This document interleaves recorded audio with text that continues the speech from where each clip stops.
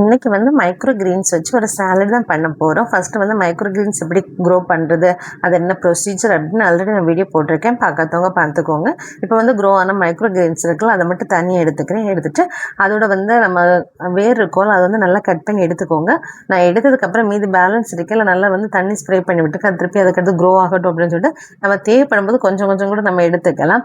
Place எல்லாத்தவங்க கூட வீட்டில் ஒரு குட்டி இடம் இருந்தால் போதும். பால்கனியாக இருந்தாலும் சரி, வீட்டில் ஒரு கிச்சனில் கூட இந்த மைக்ரோ கிரீன்ஸ் வந்து நீங்கள் மண்ணே இல்லாமல் நீங்கள் வளர்த்துக்கலாம். பெரிய பெரிய அப்பார்ட்மெண்ட்டில் இருக்கிறவங்க என்னால் வளர்க்க முடியாதுன்னு சொன்னால் கூட இந்த வீட்டில் வச்சு தண்ணியே நம்ம வளர்க்கலாம். அந்த மெத்தட் நான் போட்டிருக்கேன். ரொம்ப சக்ஸஸாக இருக்குது அந்த மெத்தட். நான் அதில் வந்து கொஞ்சம் ப்ளஸ் ஆர் மைனஸ் இருக்குது. அதை வந்து நான் ஆல்ரெடி நெக்ஸ்ட் வீடியோவில் சொல்கிறேன்னு சொல்லியிருக்கேன். கண்டிப்பாக உங்களுக்கு சொல்லலாம்.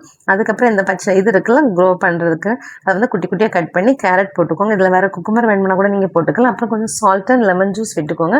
விட்டு நல்லா மிக்ஸ் பண்ணி பிள்ளைங்களுக்கு கொடுத்தா ஹெல்த்தியான சாலட் ரெடி ஆகிடும். இதில் வேறு வெஜிடபிள்ஸ் கூட நீங்கள் வேணும்னா நீங்கள் ஆட் பண்ணி கொடுத்துக்கலாம்.